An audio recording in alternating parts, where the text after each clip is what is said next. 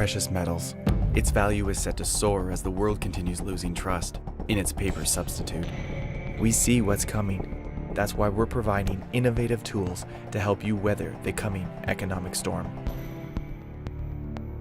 I have directed Secretary Connally to suspend temporarily the convertibility of the dollar into gold. This is the end game. What we're experiencing now are the pains of the 40-year experiment in fiat currency coming to an end. The national debt, which stands just shy of $17 trillion. What we're seeing today is deleveraging. Gold has gone up $1,000 an ounce. If we keep stimulating, if we keep printing, if we keep bailing out, within a couple of years, we're going to have a currency crisis. And what that means is the dollar is going to collapse, and the cost of living is just going to run out of control.